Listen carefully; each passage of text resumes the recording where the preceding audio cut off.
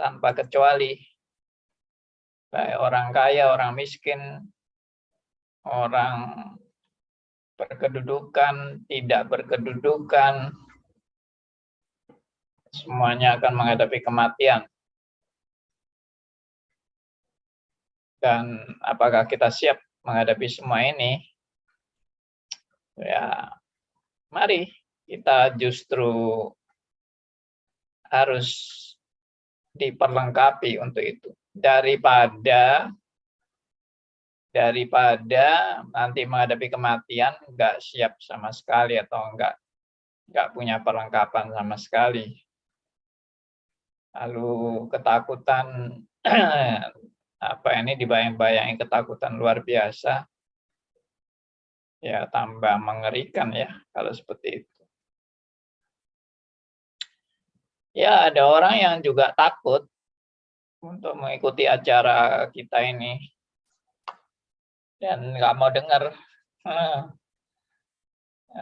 Mungkin kalau dengar-dengar terus tentang kematian bisa tambah stres. Tapi saya bilang sama teman-teman, justru salah.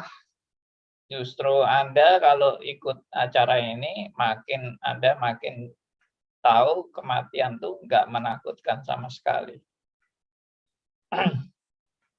Justru Anda nggak mau dengar, Anda nggak mau diperlengkapi, nanti kalau tiba-tiba terjadi ya malah sayang ya. Sudah perlengkapan itu sudah dipersiapkan tapi nggak mau tahu. Ya sama seperti orang mau perang gitu.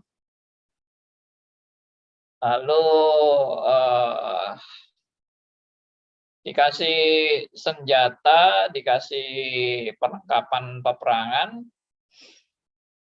nggak mau tahu dan tidak peduli. Dikasih latihan menggunakan senjata juga nggak peduli, nggak mau tahu. Akhirnya tiba-tiba peperangan terjadi, nggak siap. Menggunakan senjata juga nggak bisa. Akhirnya sangat gampang dikalahkan musuh. Sama seperti misalnya ada latihan pemadam kebakaran ya. Selamat malam, Pak. Nah, kenapa? Selamat malam, Pak Andi. Ada latihan pemadam kebakaran, lalu kita nggak mau ikut latihan, kita abaikan latihan itu, kemudian pas kebakaran itu tiba, nggak siap menggunakan alat-alat pemadam kebakaran. Akhirnya ya habis, semuanya habis karena nggak mau tahu, dipersiapkan nggak mau tahu. Ya rugi sendiri dong. Ya, oke kita akan berdoa. Kita mohon pimpinan Tuhan. Di dalam kita akan belajar sesi terakhir tentang kematian hari ini. Bapa yang di surga, kami datang kepada Tuhan karena Engkau yang memiliki hidup.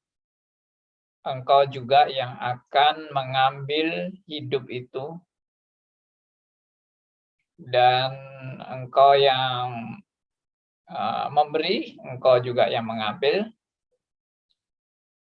Engkau juga yang memiliki hidup kami, dan Engkau yang juga berkuasa untuk mencabut nyawa kami.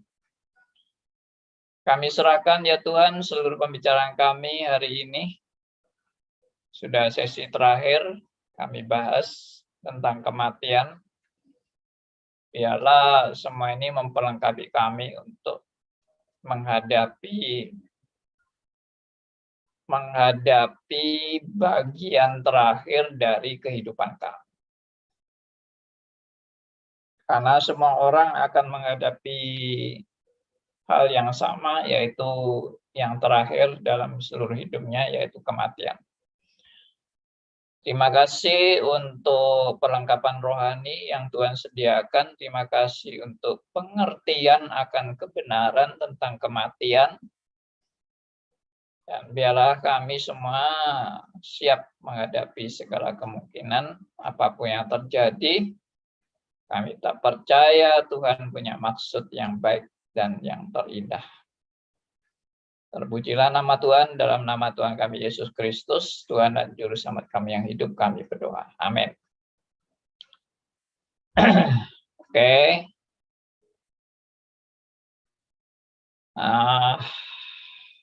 Saya akan bagikan beberapa poin-poin penting untuk kesimpulan pada saat bagian terakhir dari sesi kematian ini.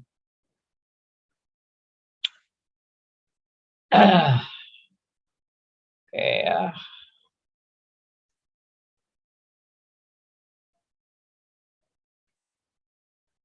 Mungkin ini saya mau kasih langsung aja to the point karena ini sudah sesi terakhir ya.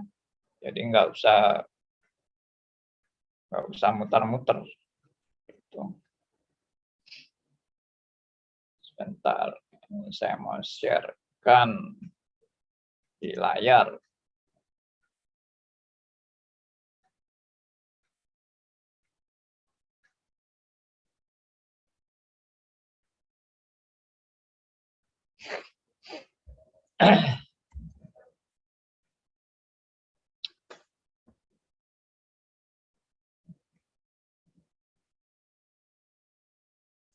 Iya. Nah, ini. Dalam menghadapi kematian ada jaminan. Ya. Jaminannya itu tertulis, saya tulis di sini. Sehebat apapun masalah kita, termasuk kematian, itu yang boleh dikatakan masalah yang paling hebat dan masalah paling final itu adalah kematian. Tidak dapat memisahkan kita dari kasih Kristus. Nah, ini namanya jaminan. Jadi dalam kehidupan orang percaya, apa sih masalah yang paling besar? Saya kan sudah pernah mengungkapkan sebetulnya masalah paling besar itu kematian bukan jasmani, tapi kematian rohani. Jadi masalah yang paling besar itu adalah terpisah dari Allah. Tapi itu kan nggak mungkin terjadi bagi orang percaya. Karena hidup kita udah dijamin oleh Tuhan. Ya, dan jaminan itu pasti. Jaminan itu bukan moga-moga. Jadi bagi orang percaya itu janji Bagi orang percaya janji Tuhan itu bukan moga-moga. Janji Tuhan itu pasti. Kalau moga-moga kan berarti kita meragukan janji Tuhan, atau janji Tuhan itu janji yang masih diragukan, belum ada kepastian. Tapi janji Tuhan dalam pengertian iman Kristen itu suatu yang pasti. Ya. Jadi kita kalau meragukan malah salah.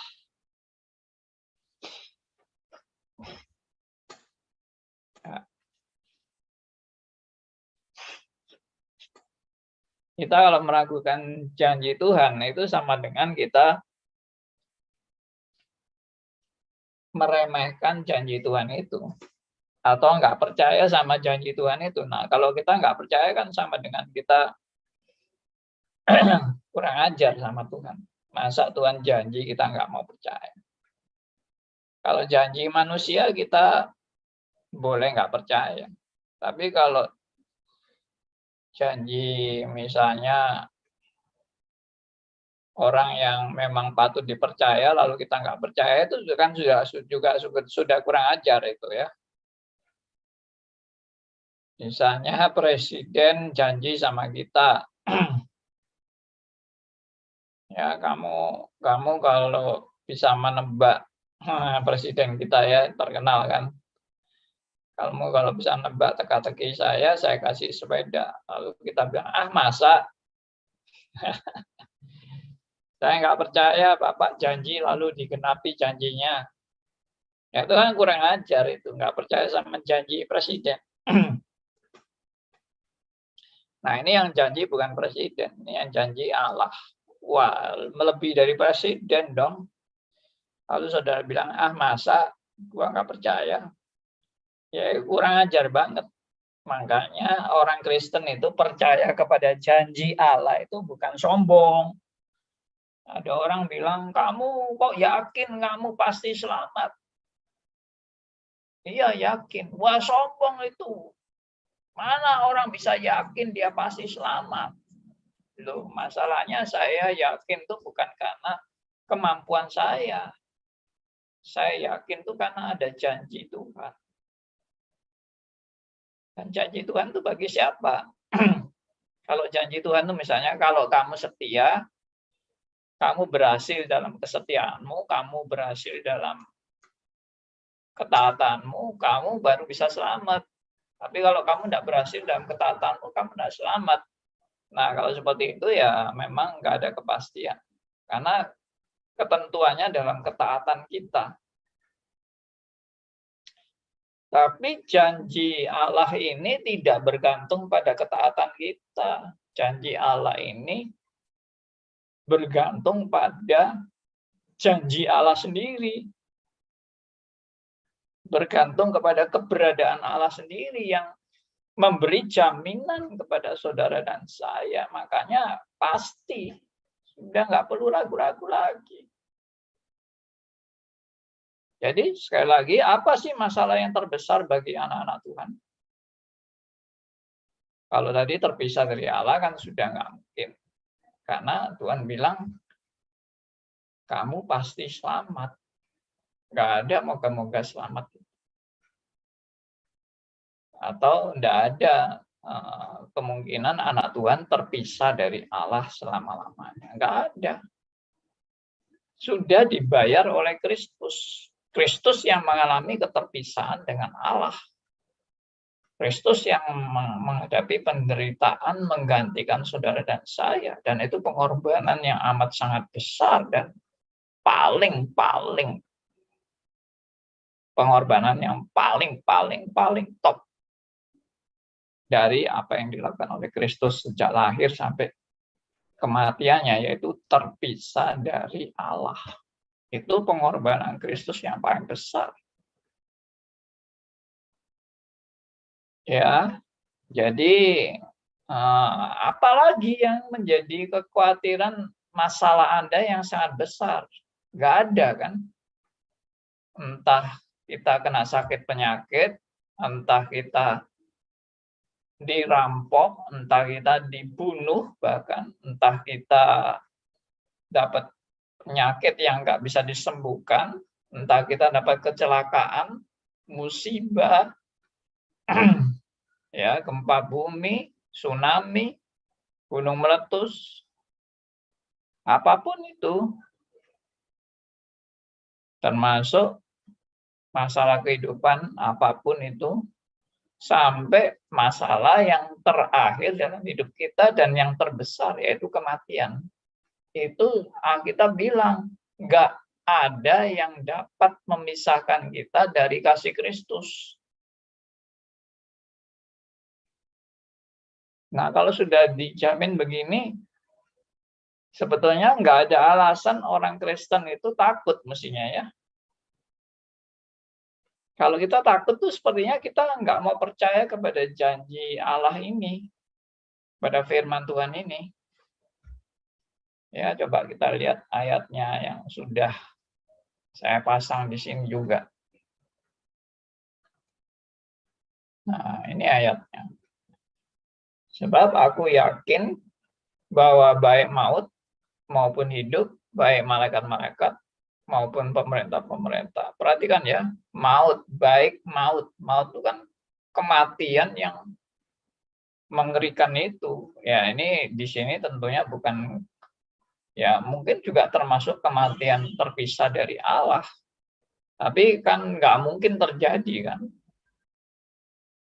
Ya, saya ulangi, sebab aku yakin bahwa baik maut maupun hidup, ya mungkin yang maksud maut di sini mati jasmani, baik maut maupun hidup, baik malaikat-malaikat maupun pemerintah-pemerintah, baik yang ada sekarang maupun yang akan datang, atau kuasa-kuasa atau kuasa-kuasa baik yang di atas maupun yang di bawah, ataupun sesuatu makhluk lain, tidak akan dapat memisahkan kita dari kasih Allah yang ada dalam Kristus Yesus Tuhan kita. Tidak ada yang tidak akan dapat memisahkan kita. Ya, semua masalah ini tadi itu maut, hidup, malaikat, pemerintah yang ada sekarang maupun yang akan datang, kuasa-kuasa baik di atas maupun di bawah, termasuk setan ataupun makhluk-makhluk lain, tidak akan dapat memisahkan kita dari kasih Allah yang ada dalam Kristus Yesus Tuhan kita. Ini yang saudara harus pegang dan saudara harus imani dalam menghadapi segala masalah, sampai masalah terbesar dan terakhir dalam hidup Anda adalah kematian. Nggak ada yang dapat memisahkan kita dari kasih Kristus. Luar biasa. Ya, Roma 8 ayat 38 sampai 39. Sebelumnya ini ada ayat 35, sama. Nadanya sama. Oke, ini janji daripada Tuhan. Saudara meragukan, itu berarti saudara meragukan janji Allah. Saudara meremehkan janji Allah. Ini firman Tuhan. Ya. Apalagi yang mau dikhawatirkan. Jadi ya udah, pegang janji ini, firman Tuhan ini. Seperti itu. Oke. Lalu saya mau share lagi ayat yang lain lagi ya. Ini semua janji Tuhan sih. Ya, nanti kita lihat juga kebenaran-kebenaran lain yang menunjang untuk kita berani menghadapi kematian. Oke, ayat yang terkenal adalah di Yohanes pasal 14, mulai ayat 1. Ya. Yohanes 14 ayat 1. Janganlah gelisah hatimu. Bentar, ini belum saya share.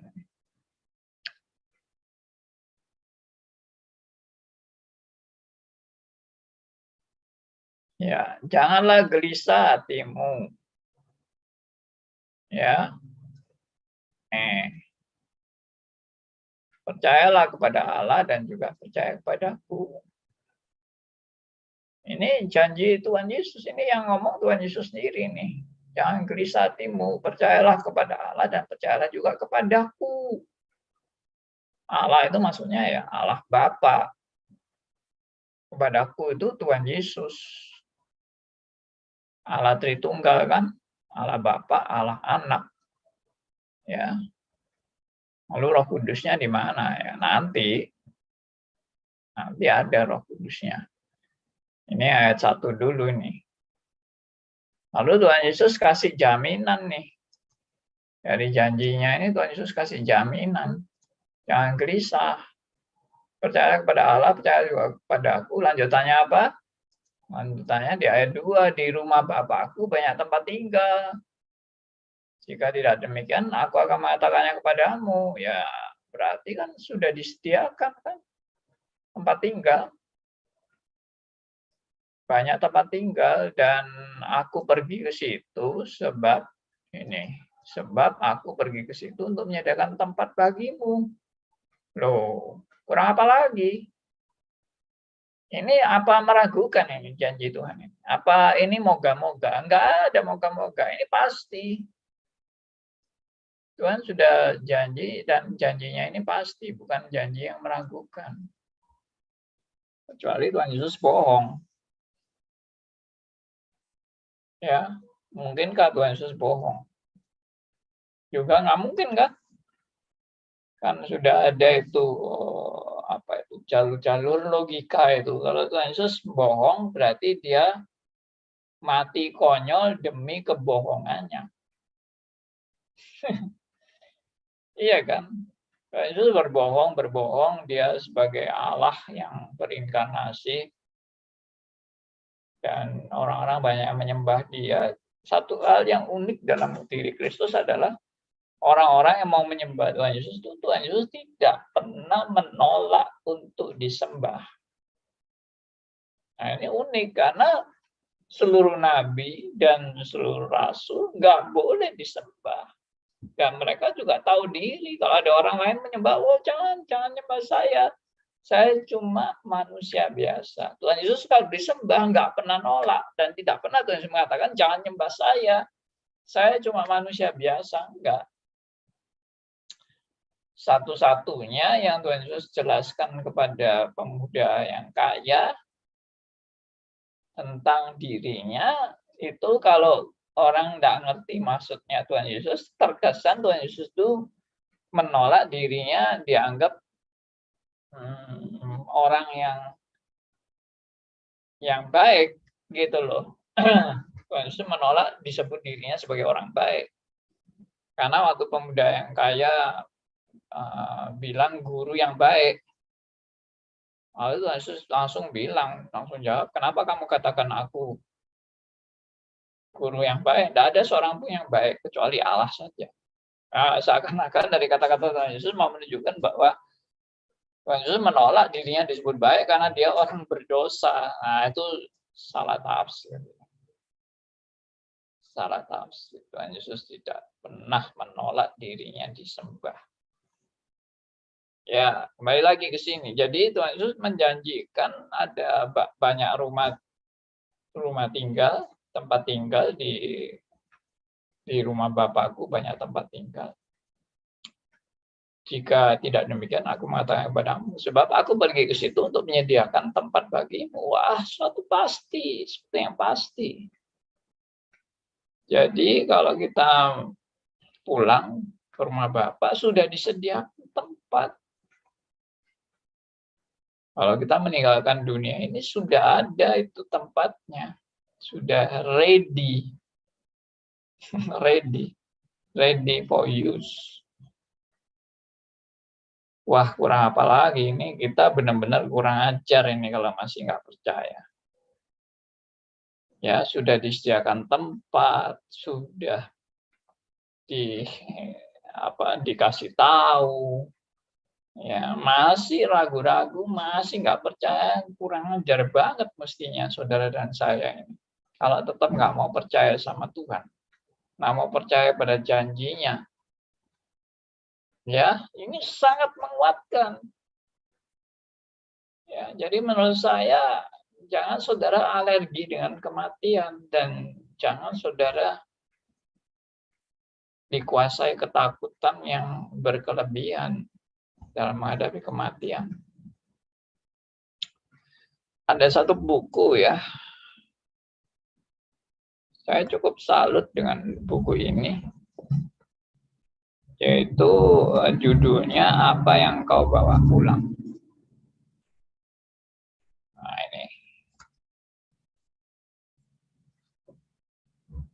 ini saya sudah pernah share beberapa rekan. Ini judul bukunya. Sebentar saya stop dulu. Ya, ini kan apa yang kau bawa pulang. Memang serem sih kalau lihat gambarnya ini, serem gambar dari bukunya ini. Bentar. Ya, apa yang kau bawa pulang. Oh. Ya kan? Nah, penulis buku ini sudah tahu dia dalam waktu dekat akan menghadapi kematian. Dan dia menulis buku ini. Ya, jarang ya ada orang mau tulis buku menjelang dia menghadapi kematian. Dan dia sudah pasti, kematiannya sudah pasti. Dan dia tulis buku ini untuk bagaimana kita siap menghadapi kematian. Wah, saya benar-benar salut dengan pengarang ini. Karena dia praktek, benar-benar praktek itu. Menghadapi kematian, dia tulis tentang kematian. Pergumulan dia bagaimana. Sampai detik dia mati. Dan yang meneruskan menulis temannya. Yang menemani dia dalam menghadapi kematian. Saya sendiri belum baca seluruhnya buku ini, tapi halaman awal-awal saya baca sangat menarik sebetulnya. Satu lagi yang saya pernah ketemu seorang teman ya, teman saya waktu di zaman saya masih kuliah, ada teman persekutuan yang dia juga terkena penyakit yang mematikan itu. Dan dia share, waktu dia menghadapi detik-detik kematian itu, dia share. Dia share-nya itu minta direkam. Detik-detik dia menghadapi kematian itu minta direkam. Tolong direkam sebagai suatu kesaksian bagaimana detik-detik saya menghadapi kematian. Jadi direkam sama temannya itu. Saya lihat itu, foto-fotonya.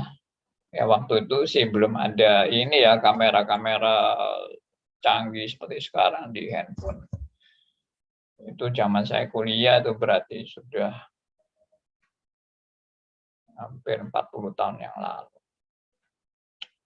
Foto-fotonya ada, bagaimana dia detik-detik menghadapi kematian itu.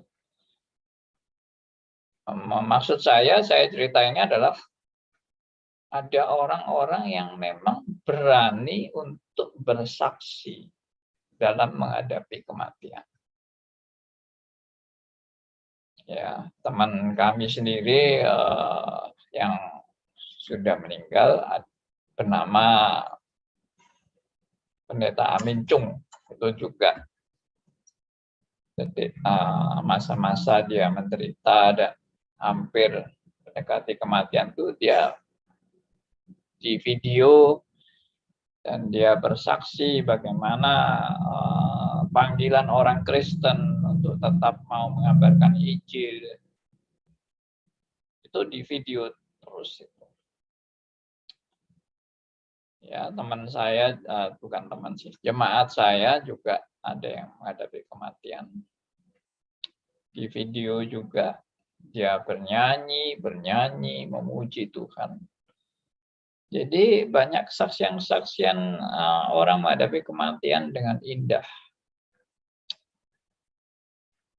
Ya, jemaat saya juga, yang lain juga ada yang mengatakan, saya sudah nggak takut mati, Pak. Saya siap bertemu dengan Tuhan dengan sukacita. Ya itulah. Kenapa? Karena ada jaminan.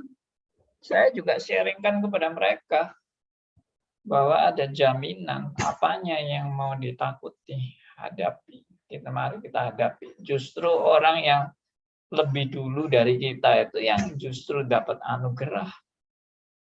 Anugerah duluan maksudnya. Ya, kita yang belum mengalami ya masih ketinggalan kan. Teman kita itu yang sudah mendahului kita, yang sudah dapat anugerah, yang dalam sukacita. Sekarang mereka mengalami sukacita yang seharusnya didambakan oleh semua orang percaya. Gitu. Ya, itulah jaminan dari Tuhan. Kalau tidak ada jaminan ya kita ya nggak tahu mati kemana, nggak tahu. Tapi udah pasti ada jaminan, jadi nggak ada yang diragukan lagi. Ya, begitu.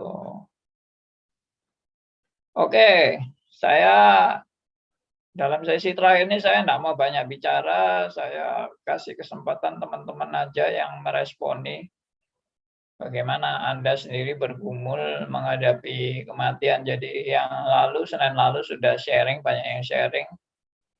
Mungkin yang belum kesempatan sharing, saya beri kesempatan untuk sharing nih, bagaimana pergumulan Anda dalam menghadapi masa-masa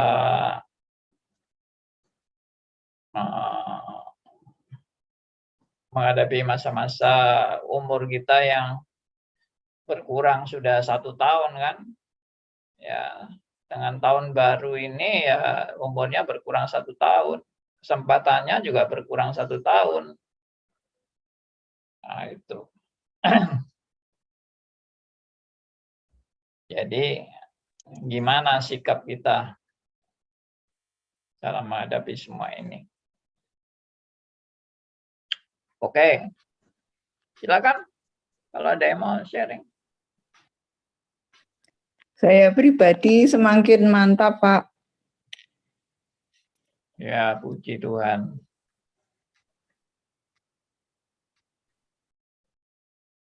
Semakin mantap ya. Kalau tidak ada yang sharing, saya sharing terus. Ya. Saya mau sharing terus ini. Sekarang ada ayat lagi ini. Nah, ini nilai kematian menurut iman Kristen. Ini sudah saya khotbahkan. Saudara kalau mau dengar khotbah saya, silakan dengar nilai kematian. Ya, lihat di YouTube, judulnya Nilai Kematian, Andi Halim. Langsung nanti pasti muncul YouTube-nya. Nah, ini ayat terakhir yang saya mungkin nggak sempat share di khotbah itu.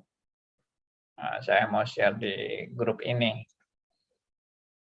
Ya, dari Wahyu 14 ayat 13, dan aku mendengar suara dari surga berkata, tuliskan, berbahagialah orang-orang mati yang mati dalam Tuhan. Nah, perhatikan. Berbahagialah orang-orang mati yang mati dalam Tuhan. Sejak sekarang ini, sungguh, kata Roh, supaya mereka boleh beristirahat dari jerih lelah mereka, karena segala perbuatan mereka menyertai mereka. Nah, ini ada yang tanya, Wahyu 14 ayat 13. Ada yang tanya, loh Pak, kok ada kata-kata segala perbuatan mereka menyertai mereka? Berarti kan perbuatan itu menentukan keselamatan. Tidak. Ayat ini tidak mau menunjukkan bahwa perbuatan menentukan keselamatan. Dikatakan perbuatan mereka menyertai mereka. Tidak ada perbuatan menentukan keselamatan, tapi menyertai. Maksudnya apa menyertai mereka? Ya, apa yang kita lakukan dalam Tuhan itu adalah merupakan tabungan kita di surga. Makanya Tuhan Yesus kan pernah bilang, jangan kumpulkan harta yang bisa lenyap di bumi ini. Ya, hartamu di bumi ini akan dimakan karat dan ngengat. Tapi kumpulkanlah harta di surga. Nah, itu maksudnya. Harta di surga itu yang nggak akan lenyap, dan itu yang eksis waktu kita masuk surga. Apa yang kita lakukan dalam rangka misi kerajaan Allah itu yang tidak akan lenyap. Harta di bumi akan lenyap. Ya, itulah kebahagiaan. Nah, kalau saudara merasa saya sebagai anak Tuhan belum berbuat apa-apa, atau saya selama ini nggak peduli dengan pekerjaan Tuhan, ya bertobatlah. Anda harus bertobat. Anda harus merubah visi Anda, tujuan hidup Anda, ya, dan esensi Anda sebagai anak Tuhan. Supaya apa yang Anda lakukan itu betul-betul suatu orientasi yang berfokus pada kemuliaan Allah. Ya. Di tengah-tengah segala kelemahan dan kekurangan kita. Nah, itu paradoksnya selalu di situ. Bahwa hidup kita sebagai orang percaya itu masih jauh dari kebenaran, masih jauh dari kesempurnaan, tapi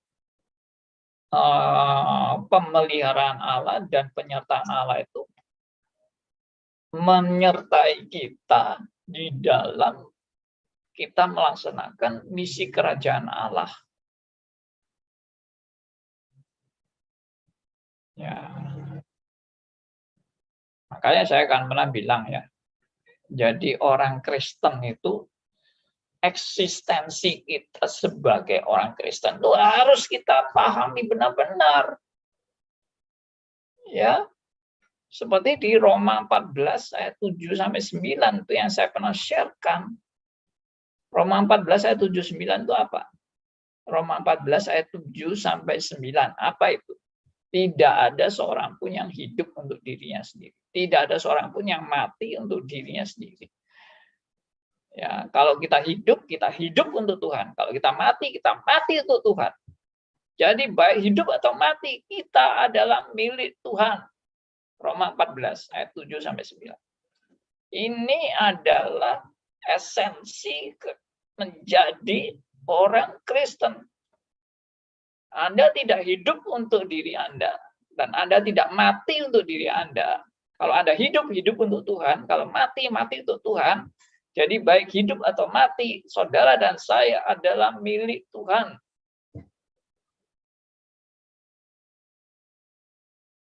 Dengan esensi seperti ini, mati pun nggak menjadi masalah. Kalau tadi poinnya sudah jelas. Hidup untuk Tuhan, mati untuk Tuhan. Tidak ada hidup untuk diri sendiri dan tidak ada mati untuk diri sendiri. Nah, jadi orang yang sudah berkomitmen seperti itu, maka mereka adalah orang-orang yang bekerja untuk misi kerajaan Allah. Mengumpulkan harta di surga yang tidak akan lenyap. Itu yang dimaksud dengan segala perbuatan mereka menyertai mereka.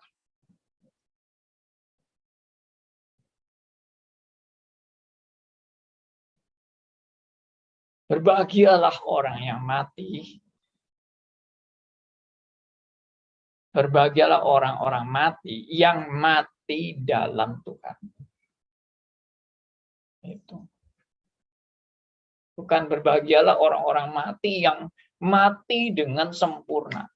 Mati tanpa kelemahan. Mati tanpa cacat. Mati dengan mentaati firman dengan sempurna. Nggak ada itu.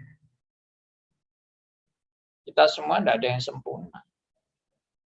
Kita semua orang-orang bercacat. Kita semua orang-orang berdosa yang tidak layak. Tapi hidupmu bukan milikmu. Kamu sudah dibeli, harganya telah lunas dibayar, sehingga kamu tidak hidup untuk diri sendiri dan tidak mati untuk diri sendiri. Kalau kamu hidup untuk Tuhan. Kalau mati untuk Tuhan. Jadi baik hidup atau mati, kamu adalah milik Tuhan. Roma 14 ayat 7 sampai 9. Saya share berulang-ulang Roma 14 ayat 7 sampai 9 ini biar Anda bosan, saya juga nggak peduli, saya tetap share Roma 14 ayat 7 sampai 9 karena ini bagi saya suatu esensi orang yang sudah menyatakan diri hidup percaya kepada Tuhan. Begitu Anda percaya kepada Tuhan, hidup Anda bukan milik Anda. Hidup Anda tidak untuk diri Anda lagi. Hidup untuk Tuhan, mati untuk Tuhan. Jadi baik hidup atau mati, Anda adalah milik Tuhan. Andi, Udah. malam Pak Andi. Ya, oke. Silakan, Pak Sony. Boleh nggak lebih ini ayat Roma 14 ini, ayat 8 ini bisa nggak diberikan contoh konkret, Pak? Bagaimana hidup untuk Tuhan itu, Pak? Maafin ini saya kaum awam. Boleh diberikan contoh-contoh yang lebih konkret di dalam kehidupan kita supaya kita lebih memahami lah. Thank you, Pak. Baik. Pertanyaan yang bagus dan yang menunjang misi saya justru menyatakan Roma 14 ayat 7 sampai 9 ini. Ya. Jadi apa itu artinya hidup untuk Tuhan dan mati untuk Tuhan? Konkretnya bagaimana? Konkretnya begini. Saya terapkan pada diri saya sendiri. Pada waktu saya bertobat, saya sadar benar-benar bahwa Tuhan itu begitu besar mengasihi saya. Karena saya seharusnya binasa, tapi Tuhan mau menyelamatkan saya. Jadi kesadaran diri saya bahwa saya orang berdosa yang gak layak dan patut dibinasakan, itu yang menyebabkan ayat ini benar-benar berbicara dalam hidup saya bahwa saya tidak lagi hidup untuk diri saya lagi. Karena sebetulnya diri saya udah mati. Seharusnya mati saya. Seharusnya saya ini binasa. Jadi sudah mati saya. Sudah mati. Tapi Tuhan berbelas kasihan dalam hidup saya. Sehingga saya benar-benar sadar. Saya ini bukan milik saya lagi. Ini benar, ini pergumulan saya sesungguhnya. Sebagai orang percaya. Karena saya dulu Kristen itu ya Kristen-Kristenan dan saya hanya main-main saja dalam hidup ini. Saya tidak serius, tidak pernah serius saya dalam menjadi Kristen. Karena saya hanya Kristen bagi saya hanya ikut agama dan hanya bermain-main. Dan saya anggap Kristen itu bullshit aja, omong kosong, agama omong kosong, cuma teori-teori doang. Tapi sekarang saya menemukan Allah. Yang benar-benar Allah, yang dulu saya nggak temukan. Itu yang membuat saya sadar benar hidup saya ini adalah milik Tuhan. Saya sudah dibeli, harganya telah lunas dibayar. Ya sudah, kalau saya milik Tuhan, berarti Tuhan mau apa saya, ya udah saya nyerah sama Tuhan gitu. Tuhan mau saya bagaimana saya mau jalan. Ya. Dengan tertatih-tatih saya belajar bagaimana menjadi orang yang setur dengan maunya Tuhan itu.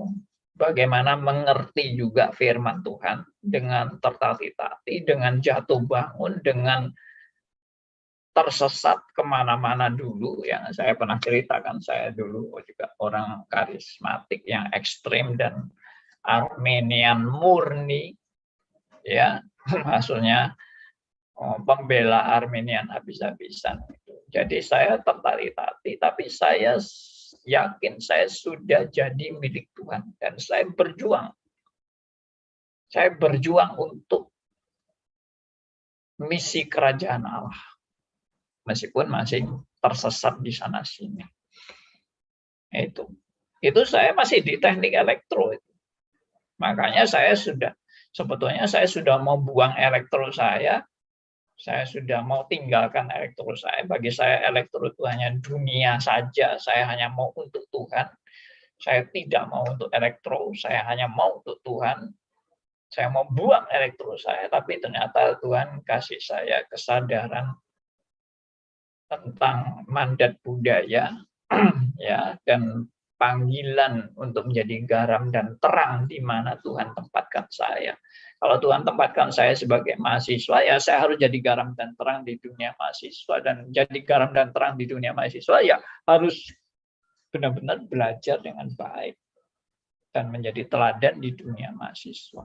Nah, sejak saat itu baru saya mau belajar elektro mati-matian, ya, dan dari hidup nggak kacau balau, nggak karu-karuan, mulai hidup tertib, bertanggung jawab, belajar sungguh-sungguh, nggak boleh ngerpek, nyontek, dan sebagainya. Itu saya mulai sejak saya bertobat.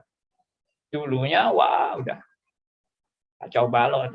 Hidup saya betul-betul kacau balau. Ya, hidup saya sudah betul-betul duniawi sudah. Bagi saya, hidup itu hanya untuk berfoya-foya dan dinikmati aja. Nah, itulah perubahan drastis sehingga saya dulu hidup hanya ingin kaya. Hidup saya pokoknya cita-cita hidup saya harus kaya. Saya akan pakai segala cara untuk bisa mencapai kekayaan. Langsung bertobat itu langsung lenyap semua tujuan hidup saya, sudah lenyap semua. Dan saya hanya melakukan segala sesuatu untuk Tuhan. Jadi saya belajar di teknik elektro pun untuk Tuhan. Saya menjadi garam dan terang pun untuk kemuliaan Tuhan. Saya juga selain belajar di teknik elektro, saya juga melayani di kampus. Jadi saya perintis juga persekutuan di teknik elektro, persekutuan Kristen. Saya menjadi ketua panitia camp dan sebagainya. KTB, kelompok tumbuh bersama. Saya aktif di dunia persekutuan mahasiswa. Jadi semuanya sudah untuk Tuhan, sudah. Termasuk saya belajar di teknik elektro sampai lulus, itu pun untuk Tuhan. Nggak mikir untuk diri saya. Akhirnya saya melanjutkan sampai ke sekolah Alkitab, sekolah teologi juga untuk Tuhan. Saya akhirnya juga berkeluarga juga untuk Tuhan. Saya mencintai istri saya, belajar mencintai istri saya, belajar mencintai anak-anak saya. Semua untuk Tuhan. Karena istri saya pun milik Tuhan, anak-anak saya milik Tuhan, harta saya milik Tuhan, kepandaian saya milik Tuhan. Lalu mana yang untuk saya? Ya, karena saya milik Tuhan. Sudah itu aja. Nggak pernah mikir apa yang buat saya itu saya sudah jadi milik Tuhan itu sudah luar biasa, sudah nggak mikir lagi yang lebih luar biasa dari apa yang menjadi hak saya sudah banyak saya buang, ya, hak saya sebagai putra tunggal dari orang tua saya punya hak untuk mewarisi semua milik orang tua saya. Sudah dibagi dengan saudara-saudara yang lain, yang mestinya saya yang anak laki mestinya yang paling punya hak, ya nggak apa-apa dibagi semua aja. Nah itu saya juga sudah lulus kan, mestinya saya juga kerja untuk kekayaan saya, kenikmatan saya. Ya, orang tua saya, harapan kepada saya, laki satu-satunya yang berhasil dalam studi di teknik elektro, ya mestinya orang tua saya punya harapan yang besar untuk saya. saya sudah nggak ada pikiran itu lagi, sudah. Pikiran saya cuma satu, saya boleh dipakai Tuhan untuk pelebaran bagi kerajaannya. Ya, kalau toh saya jadi orang awam, saya tetap kerja, tapi juga pikirannya untuk Tuhan. Nggak berbisnis pun bisnis untuk Tuhan. Itu namanya integrated. Itu namanya holistik. Ya, itu namanya integritas. Saya sangat dipengaruhi juga oleh satu ayat, ya, yaitu 1 Korintus 10 ayat 31. Saya sangat dipengaruhi oleh ayat ini. Coba, ya, tolong deh Pak Sony bacakan buat kita. 1 Korintus 10 ayat 31. 1 Korintus 10 ayat 31. Aku menjawab, jika engkau makan atau jika engkau minum atau jika engkau melakukan sesuatu yang lain, lakukanlah semuanya itu untuk kemuliaan Allah. Iya, ini ayat ini luar biasa, bagi saya luar biasa. Saya tadinya nggak ngerti apa ini maksudnya makan minum. Makan minum kok untuk kemuliaan Allah itu apa? Akhirnya saya paham, ini integrated, integritas. Bahwa saya kalau makan, orang makan tuh kan karena perutnya lapar. Minum juga karena haus. Melakukan sesuatu yang lain karena dia punya tujuan-tujuan tertentu. Semuanya adalah dirangkum untuk kemuliaan Allah. Kenapa? Karena hidupku milik Tuhan. Yang aku lakukan adalah bukan untuk berpusat pada keakuanku, tapi berpusat bagi kemuliaan Allah. Nah, itu konkretnya Roma 14 ayat 7-9. Makan pun untuk kemuliaan Allah. Anda rekreasi pun untuk hidup Anda boleh makin kreatif, dipakai bagi kemuliaan Allah. Apakah orang Kristen boleh rekreasi? Boleh. Orang Kristen boleh nonton TV? Boleh. Kita tidak ekstrim mau jadi, wah semua itu kemuliaan Allah. Tidak boleh nonton TV, tidak boleh olahraga, tidak boleh berenang, tidak boleh nonton bioskop, apa segala. Enggak, bagi saya oke. Anda mau rekreasi oke. Tapi Anda sudah sadar bahwa hidupmu itu bukan milikmu lagi. Hidupmu itu milik Tuhan. Nah, itulah yang menjadi penghayatan saya. Roma 14 ayat 7-9. Sampai hari ini, sejak saya bertobat sampai hari ini, fokus saya tentang ayat ini tidak berubah. Bagaimana Tuhan menanamkan kebenaran ini sejak saya bertobat sampai hari ini. Tidak berubah. Saya dulu nggak ngerti teologi, teologinya kacau balau, sampai sekarang saya sudah ngerti teologi, tidak berubah. Tetap komitmen mati hidup untuk Tuhan. Nah, itu. Ya, demikian. Nah, kiranya ini boleh ya melengkapi teman-teman semua.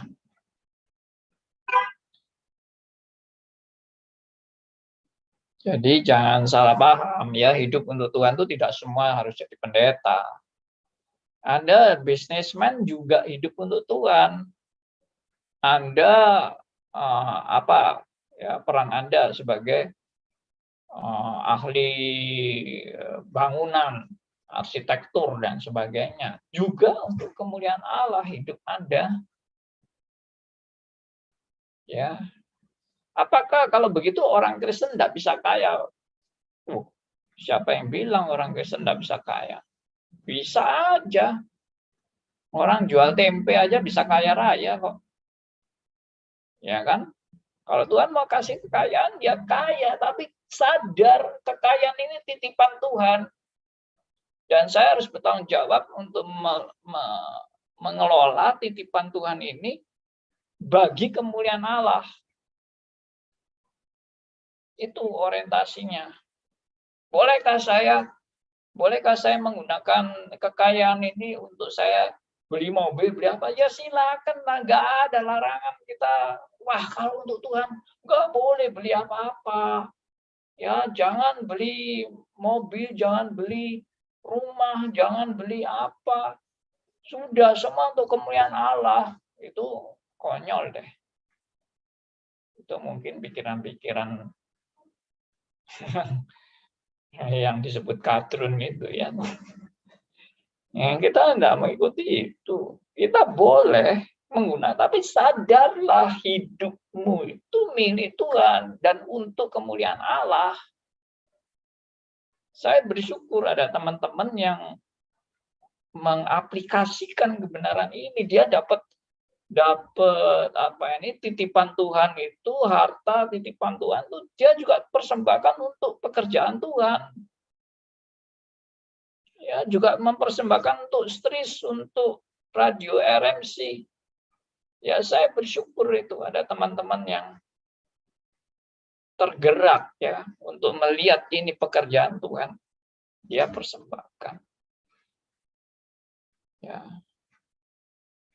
Ada teman-teman juga yang melihat kehidupan hamba-hamba Tuhan yang perlu didukung, perlu disupport. Ya, ada hamba Tuhan yang di pedalaman, ada apa?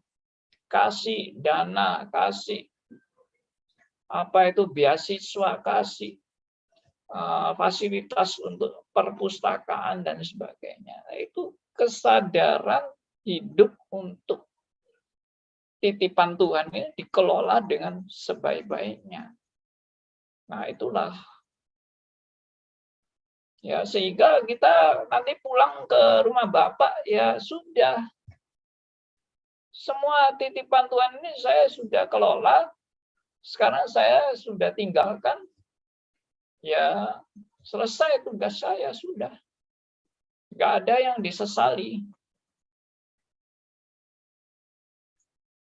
Ya, tidak ada yang disesali. Saya pernah hampir mati waktu penyakit saya waktu itu nggak ada yang tahu gitu penyakit saya, tambah lama tambah daya tahan tubuh saya merosot sampai saya pikir saya udah mendekati kematian nih. Ya udah, kalau Tuhan sudah memang mau panggil saya, ya saya siap. Selesailah tugas saya gitu. Lalu ada seorang rekan saya yang bilang, jangan mati dulu, anakmu masih kecil-kecil. Nah, dia bilang gitu. Saya jawab, yang memang sanggup memelihara anak saya siapa? Saya sendiri nggak menjamin kalau saya yang mendidik anak saya itu yang terbaik. Saya percaya kalau saya saatnya sekarang pulang, anak saya masih kecil, yang bisa mendidik anak saya dengan baik itu bukan saya, tapi Tuhan. Ini saya rasakan benar-benar diri saya sendiri gitu loh. Bagaimana saya dididik oleh Tuhan. Kalau saya tidak dididik Tuhan, saya sudah mungkin hidup saya nggak tahu jadi apa sekarang ini, nggak ngerti saya. Hancur sudah, tanpa tujuan yang jelas. Ya, zaman sekarang ini hidup orang itu sudah aneh-aneh sekali, sudah nggak ngerti mau apa, tujuannya apa. You itu tujuannya apa sih? Mau action ini, action itu. Ya, wah, kalau dengan orang kaya-kaya itu beli ini, beli itu, menunjukkan kehebatannya, kekayaannya dan sebagainya. Apa sih tujuannya? Pamer-pamer kekayaan itu. Ya, begitu. Maka ya oke. Kita jalani aja tanggung jawab kita. Nggak usah menilai orang lain lah. Satu hal yang saya belajar dari hidup ini adalah saya tidak mau terjebak menilai dan menghakimi orang lain. Biarin Dia mau apa tanggung jawabnya sendiri di hadapan Tuhan. Yang penting bagaimana aku menjalani tanggung jawabku orang yang kurang bertanggung jawab ini. Saya sadar benar saya ini orang yang banyak kelemahan kekurangan dan saya merasakan bagaimana Tuhan mendidik saya dan menghancurkan saya. Nah, supaya saya makin sadar tuh, hidupmu itu tidak untuk memuaskan nafsumu, tapi hidupmu itu untuk Tuhan. Makanya kamu dihancurkan. Ya, keakuanmu dihancurkan. Kesombonganmu dihancurkan. Ya, ambisimu dihancurkan. Benar. Saya udah hidup itu sepertinya udah jalan aja lah, Tuhan mau kemana jalan aja, sehingga yang namanya ambisi itu udah, ya ambisinya cuma satu, Tuhan bagaimana aku hidup untuk kemuliaan bagi Tuhan, sudah itu ambisinya itu aja.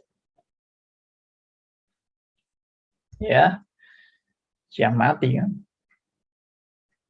Bagaimana? Sudah ada yang mau sharing? Siap mati. Lalu apa yang sudah kita kerjakan untuk Tuhan? Jangan cuma kepengen siap mati aja. Yang kita kerjakan buat Tuhan gimana? Udah terbaik belum buat Tuhan? Udah yang terbaik belum buat Tuhan? Orang yang benar selalu sadar, aku belum melakukan yang terbaik.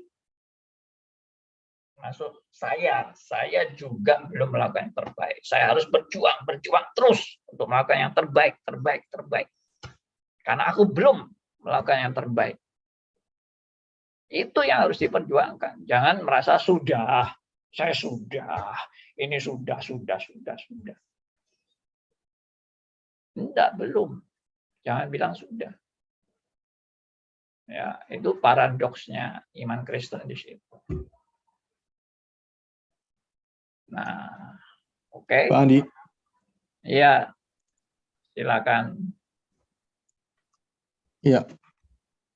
Siapa ini? Hendarto, Pak. Oh, Pak Hendarto ya, silakan, Pak Hendarto.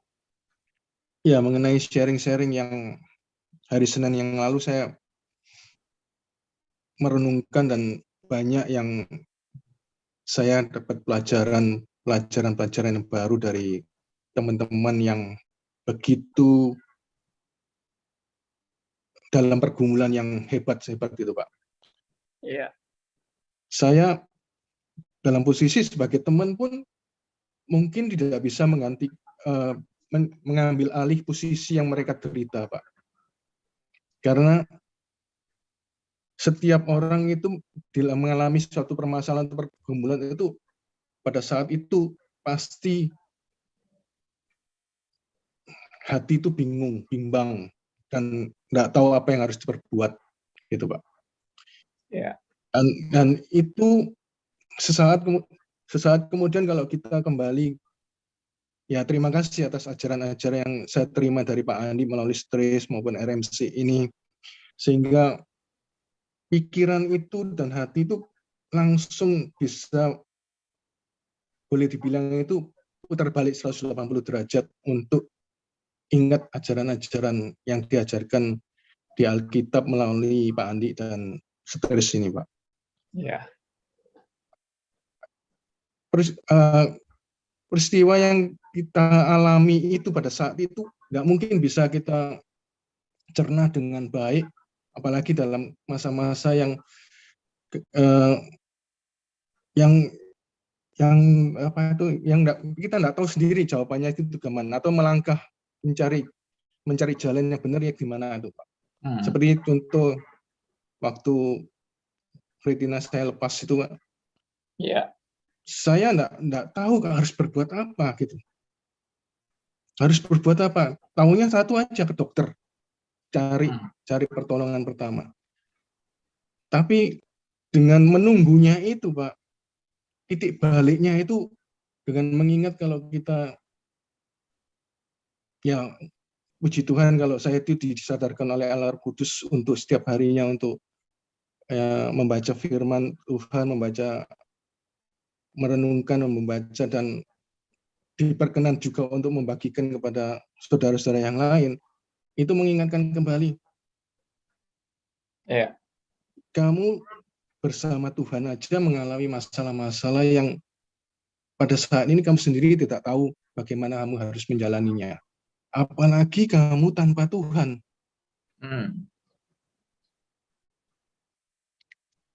Di masa kamu sudah kita benar-benar merasakan bahwa bersama Tuhan, akhirnya saya kembali itu ke titik 180 derajat tuh. Kenapa kita tidak minta tolong Tuhan, menyerahkan segala permasalahan kita kepada Tuhan, sambil menunggu pasti ada jalan-jalan yang harus kita jalani, seperti yang melalui siapapun, melalui apapun Tuhan tunjukkan kepada kita. Saya nggak tahu Pak waktu itu gimana harusnya, mata ini gimana, terus biaya apa yang harus dijalani itu. Begitu tahu dokter itu biayanya per satu kali operasi itu 60-70 juta. Dan harus menjalani dua kali operasi, sekitar 140-150 juta. Belum perawatan setelah pasca operasi. Gitu. Tapi Pak, saya merenungkannya pada saat papa saya sakit dengan biaya yang ratusan juta, per miliaran itu Pak. Saya nggak merasa terbebani karena itu orang tua saya, dan biaya pun apapun yang tetap harus jalan. Tapi penderitaan sakit penyakit itu yang saya tidak bisa rasakan, yang apa yang papa saya rasakan itu tidak bisa saya rasakan Pak. Seperti saudara saya Pak Elia dengan istri Pak Thomas itu yang menderita itu, saya tidak bisa merasakan. Tapi orang-orang sekelilingnya yang merasakan itu, saya juga merasa terenyuh Pak, merasa ikut merasakan rasa sakit di hati yang mereka, seperti Bu Nita yang kehilangan suami itu. Saya merasakan, cuma bisa merasakan, tapi tidak bisa mengalami seperti Bu Nita, Pak Elia, Pak Thomas alami, atau keluarganya Pak Elia. Tapi cuma bisa menunjukkan empati saya. Gitu. Lah, kita sebagai saudara seiman itu gimana untuk bisa menjadi bukan berkat Pak, menjadi seorang pendengar, penolong yang bisa duduk di sisinya, mendengarkan, bisa menopang seperti Tuhan yang menopang kita di dalam setiap langkah penderitaan atau pergumulan kita.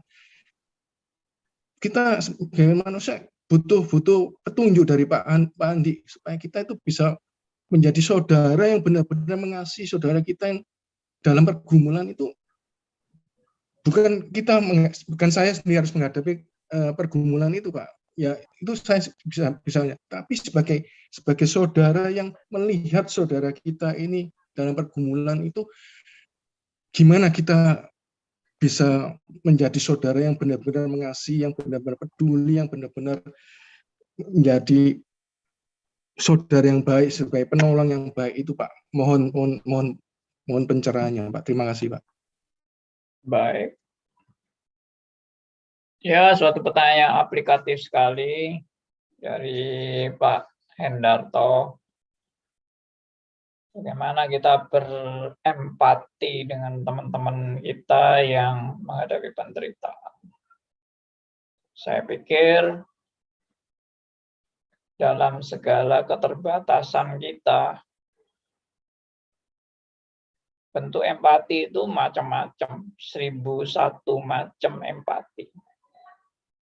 Nah, kebanyakan orang mengukur empati itu dari tindakan-tindakan nyata. Misalnya, kirim duit. Ya toh, wah saya kirim berapa juta kepada teman-teman kita yang menderita. Tapi apakah itu memang pertolongan yang sangat diharapkan atau tidak, ya kita nggak tahu juga. Dan apakah itu benar-benar bentuk empati yang nyata, yang benar, atau tepat atau enggak tepat,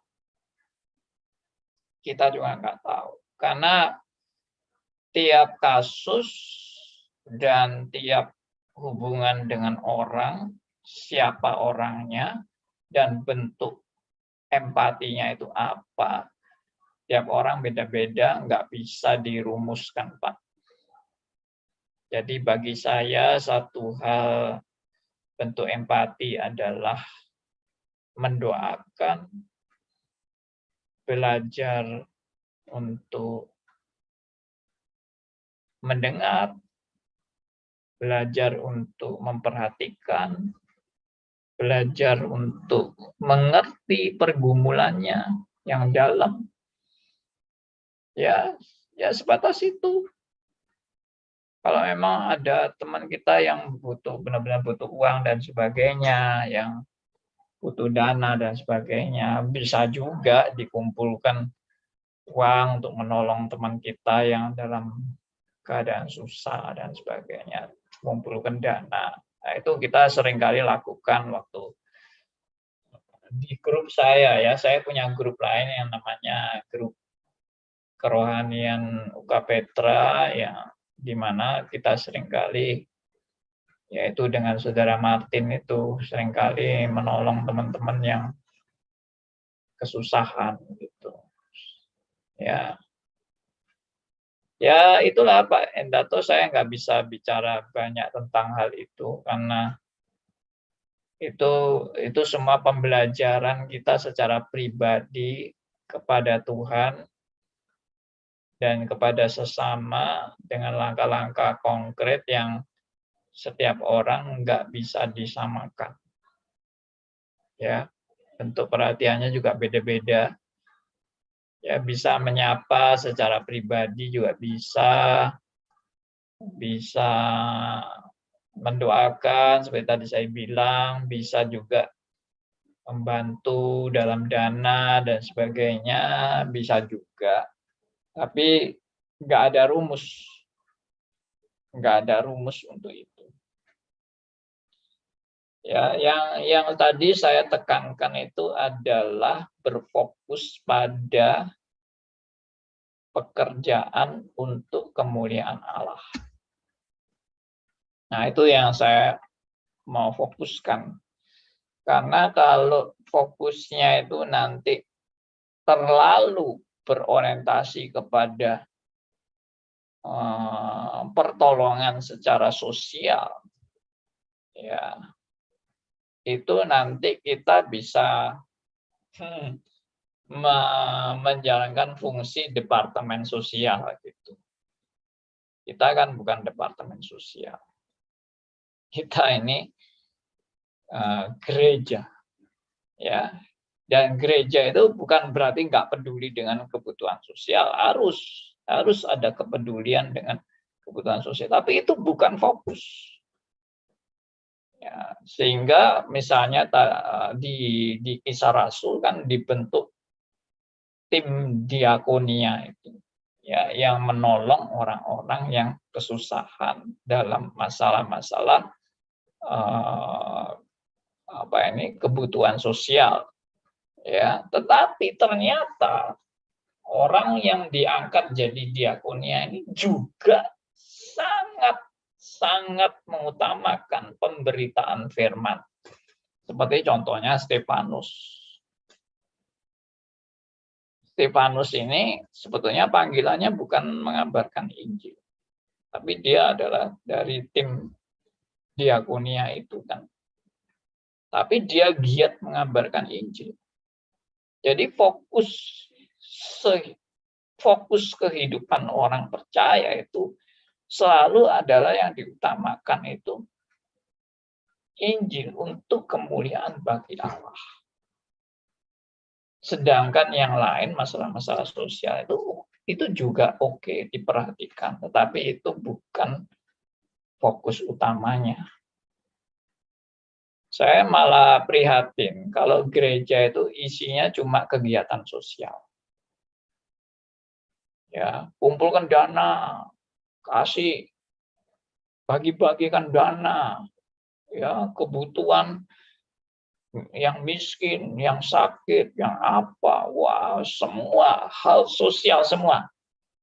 Tapi untuk memberitakan firman, untuk belajar firman, nol.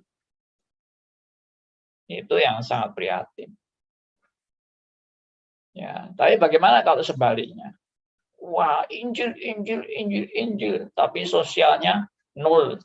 Ya itu juga nggak mungkin. Saya percaya orang yang betul-betul cinta Tuhan, cinta firman, dan terpanggil untuk memberitakan firman, dia juga pasti punya perhatian dengan masalah sosial. Pasti. Nggak ada orang yang betul-betul terpanggil untuk mengerjakan pekerjaan Tuhan dalam pemberitaan firman, lalu nggak peduli sama sekali dengan hal sosial. Itu juga omong kosong. Itu terlalu dilebih-lebihkan. Tapi kalau yang tadi hanya memperhatikan sosial dan tidak memperhatikan pertumbuhan rohani, itu pasti ada. Ya itu sedikit dari saya. Dan orientasi kita sekarang pembicaraannya kan siap mati kan, bukan siap melakukan kegiatan sosial gitu. Bagaimana kita dipersiapkan menghadapi kematian. Nah, menolong teman-teman kita dalam menghadapi kematian itu juga suatu bentuk empati. Ya. Selama ini apakah kita peduli dengan orang-orang yang sedang menghadapi detik-detik kematian? Apa peduli kita? Tapi juga bagi saya yaitu tadi terlambat. Kalau kita baru mau mengkhotbah orang yang mau menghadapi kematian baru dikhotbah, wih, teori-teori macam-macam, semua lewat begitu aja. Orang yang sedang menghadapi detik-detik kematian mungkin perlu yaitu tadi ayat-ayat yang meneguhkan aja, sudah bacakan aja ayat-ayat yang meneguhkan dan menguatkan. Ya. Yohanes 14 ayat 1 sampai 3 itu dibacakan. Yohanes 14 ayat 6 dibacakan. Roma 8 ayat 38 39 tadi dibacakan. Jadi itu semua boleh menguatkan. Ya. Oke, silakan Pak Kegi tadi mau bicara. Terima Ya, kasih, Pak Pak Andi. Andi. Saya akan menyaksikan sedikit. Tadi saya kan ngontrakkan itu gudang 5 tahun. Saya kan umur 71. Saya bilang orangnya, wah ini 5 tahun mungkin saya bisa mati duluan ini. Wah jangan jangan Loh, kita mati itu pasti loh. Iya tapi jangan dulu nanti nggak bisa ketemu lagi. Banyak orang takut mati. Itu aja Pak. Ya, oke. Pak Gegi kalau sudah dapat hoki ya bagi-bagi dong hokinya. Itu bentuk empati. Lukisan sepi 3 bulan Pak. Oke, silakan teman-teman lain. Ada yang mau sharing? Ya, selamat malam Pak Andi dan teman-teman. Oh ya, Pak Elia. Silakan Pak Elia.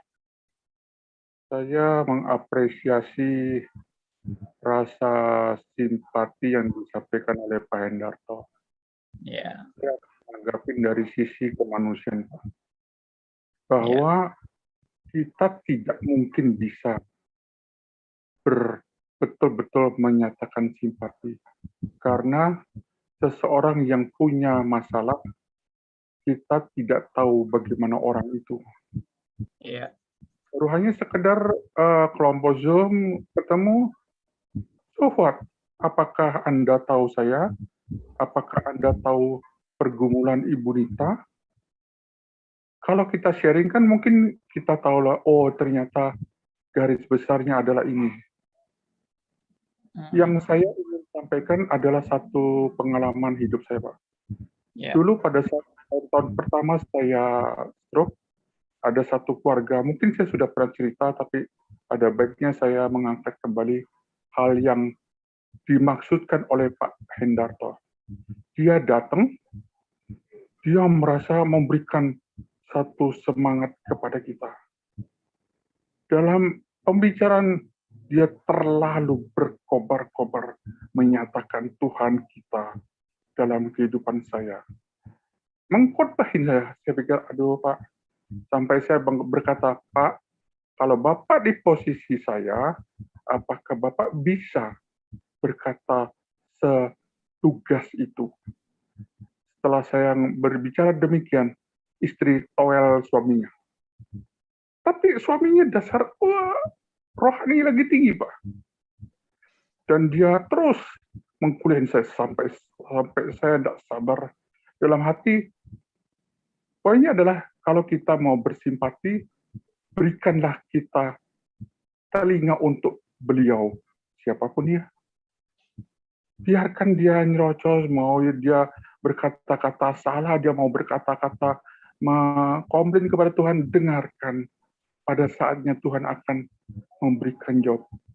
Dulu saya pernah mendengar Bu Inawati Teddy. Itu sangat bagus, dan saya berpikir betul juga. Pada saat saya tidak sabar lagi, saya ngomelin dia. Teman-teman tahu apa yang terjadi pada keluarga itu? Sampai suatu saat, cucunya meninggal. Waktu cucu meninggal, saya pikir, aduh Tuhan. Bukan aduh, puji Tuhan gitu ya. Karena rasa kecewa saya yang dia tidak bisa memahami penderitaan saya, padahal saya sudah menyampaikan. Dia nyerocos, dan akhirnya Tuhan memberikan satu masalah besar dalam keluarganya. Waktu itu saya tidak bersimpati, Pak. Sampai suatu saat anaknya meninggal. Aduh, waktu anaknya meninggal saya bilang, Tuhan ampunin saya. Saya tidak bisa bersuka cita karena rasa jengkel yang telah dia sampaikan. Walaupun maksudnya dia adalah memberikan semangat. Poinnya saya adalah, kalau kita pada saat kita memberikan semangat secara rohani, jangan terlalu over. Karena betul kata Pak Hendarto, kita kalau tidak pada posisi itu, janganlah terlalu memberikan suatu khotbah yang kita sendiri tidak mengerti kalau kita di posisi itu. Ada satu tentang kematian, Pak, saya punya mata sudah nggak terlalu bagus. Saya adalah audible, Pak. Jadi saya sudah lama mendownload Alkitab audio, dan sebulan ini, seminggu ini saya mencoba lagi, dan saya mendapatkan satu penguatan tentang rencana kematian. Pak Andi sudah memberikan gambaran tentang Yusuf, si pemimpi. Ternyata dari umur 17, Pak, dia mulai bermimpi bahwa ada ikat gandum yang 11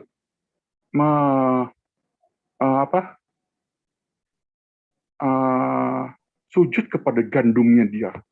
Itu satu kali mimpinya. Yang mimpi kedua adalah bulan, bintang, matahari sujud kepada dia.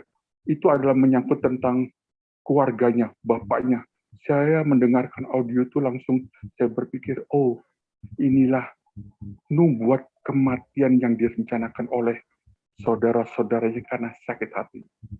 Rencana kematian yang dilakukan, ternyata kalau bukan rencana Tuhan, Tuhan akan membuat program kematian menjadi suatu keselamatan bagi bangsa yang kelaparan.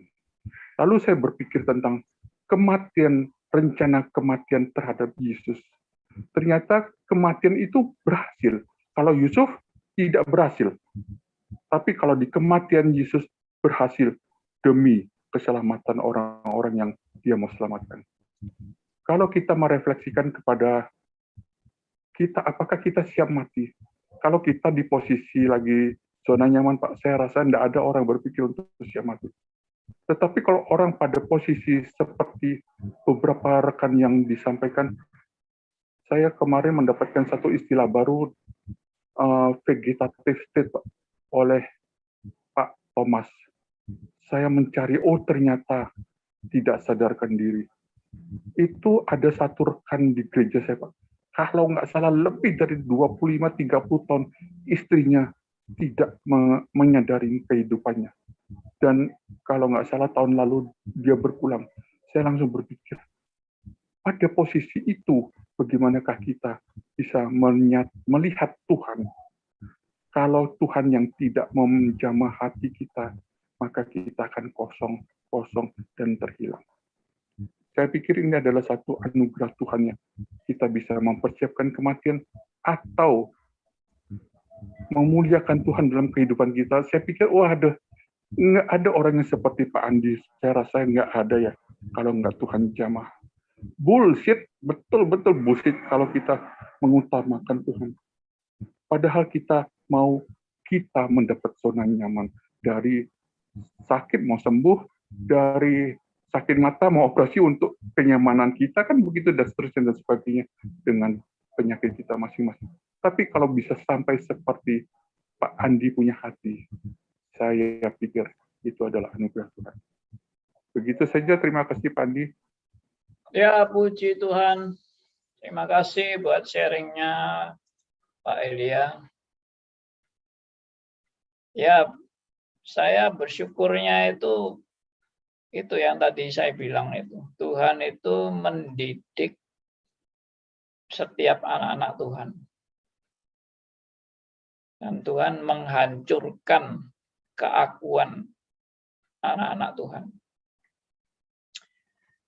Saya percaya itu adalah memang cara Tuhan untuk membuat anak-anak Tuhan itu belajar bergantung hanya kepada Tuhan dalam hidup.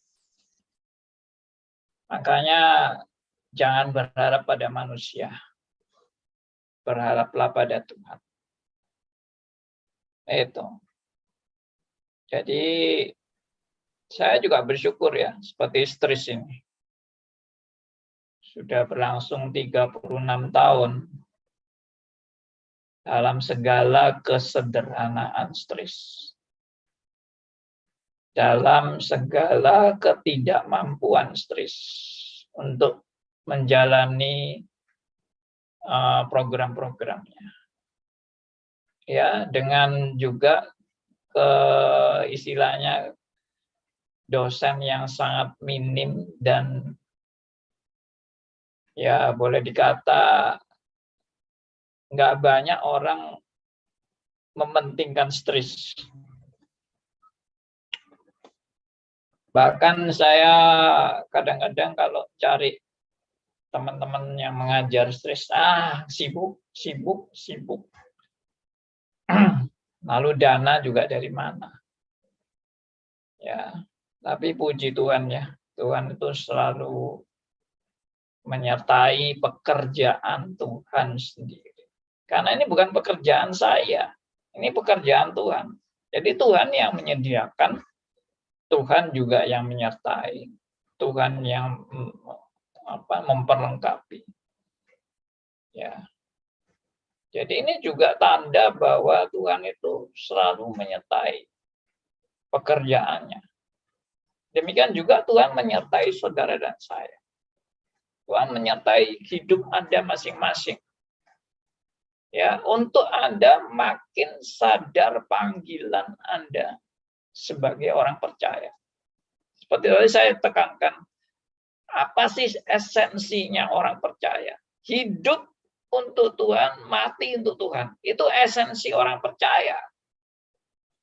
Jadi saya pernah juga mengungkapkan apa? Kalau Anda ngaku orang percaya, tapi Anda masih pikir hidup hanya untuk Anda sendiri dan hidup hanya untuk kepentingan Anda, memuaskan hawa nafsu Anda. Anda itu nggak mengerti hidup Kristen. Bahkan ada orang-orang Kristen yang memperalat Tuhan demi kepentingan hawa nafsunya, ambisinya, kepentingan keakuannya. Tuhan yang dijadikan alat untuk menunjang dirinya. Itu semua penyimpangan. Sekali lagi saya mau tegaskan kebenaran ini. Hidup untuk Tuhan, mati untuk Tuhan. Itu esensi kekristenan. Dan kita akan menyelesaikan tugas kita sampai Tuhan bilang, oke, cukuplah anakku. Silakan engkau masuk ke rumah Bapa di surga. Sudah, itulah sebetulnya esensi kekristenan itu. Apa sih kebanggaanmu?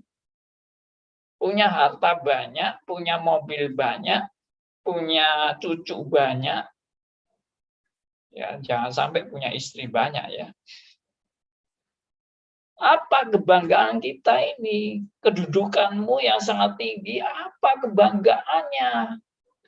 Kalau sudah akhirnya harus masuk ke satu peti ukuran 1 kali 2 meter, selesai. Apakah kebanggaan manusia selain dia hidup karena anugerah Tuhan? Sudah nggak ada kebanggaan apa-apa lagi. Ya, mari kita menghadapi ini, nilai kematian yang benar di hadapan Tuhan dengan menjalani hidup yang esensinya benar di hadapan Tuhan. Karena nggak mungkin ada hidup tanpa esensi yang benar, esensi kekristenan yang benar, lalu mati dengan benar. Itu nggak mungkin. Anda sekarang sudah dilatih untuk menjalani hidup dengan esensi yang benar. Supaya kematian pun dijalani dengan benar. Ya. Nah, biarlah ini menjadi suatu perenungan kita selama kita menjalani hidup dan tidak menyia-nyiakan kesempatan yang Tuhan berikan kepada Anda dan saya. Terima kasih. Sudah jam 9 lebih. Jadi ini benar-benar adalah final hari ini membahas tentang kematian.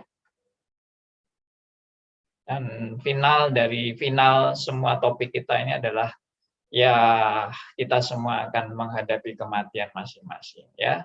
Nggak tahu kapan ada gilirannya. Ya, puji Tuhan. Jangan kemudian menjadi loyo ya. Bicara soal kematian lalu buat apa hidup? Toh mati, enggak. Hidup adalah untuk kemuliaan bagi Allah. Harus semangat. Ya, semangatnya bukan semangat antroposentris, semangat teosentris. Karena anugerah Tuhan, hidup saya menjadi hidup berarti dan bernilai. Bukan hidup sia-sia. Puji Tuhan. Ya. Oke, kita sampai di sini, kita tutup dalam doa. Kita bersyukur untuk teman-teman yang sudah bergabung. Saya minta dengan hormat Pak Rudi ya, boleh pimpin kita dalam doa. Pak Rudi apa masih standby atau sedang sibuk? Oh, belum berespon Pak Rudi. Oke, saya minta teman saya aja deh, Pak Surya Dinata, pimpin doa ya Pak Surya. Oke, baik. Ya. Mari kita satu hati berdoa pada Tuhan. Tuhan Bapa kami yang di surga, kami sungguh bersyukur karena kami boleh memahami dengan benar ya Tuhan, saat-saat yang kebanyakan ditakuti oleh orang, kami bukan berani untuk mati ya Tuhan, tapi kami sudah belajar bagaimana mempersiapkan diri untuk menghadapi kematian yang bernilai. Ya. Makasih banyak ya Tuhan, karena pikiran kami boleh tercerahkan, dicuci dengan kebenaran firman, sehingga kami bukan hanya berani untuk hidup, tetapi adalah kami untuk mengerti jika satu saat Tuhan panggil kami. Ya. Apa yang sudah dibicarakan oleh Pendeta Andi, kiranya kami boleh memahaminya lebih dalam lagi di dalam perenungan harian kami. Biarlah kami tetap ya Tuhan mengingat bahwasanya semuanya itu memang sudah Engkau yang menetapkan. Ya. Pada kesempatan yang sama kami sehati berdoa untuk Pak Andi ya Tuhan, baik kesehatan, pelayanan maupun keluarganya. Jika Tuhan mau masih pakai ya Tuhan, berkati dia dengan hikmat, kekuatan dan kesehatan. Terus sebentar kami juga hendak berpisah. Kami mohon tangan Tuhan tetap menyertai kami, bukan hanya memberkati saja, tapi menuntun kami ke dalam jalan yang lebih benar. Ya. Terima kasih ya Tuhan, dalam nama Tuhan Yesus Kristus kami sudah berdoa dan mengucap syukur. Amin.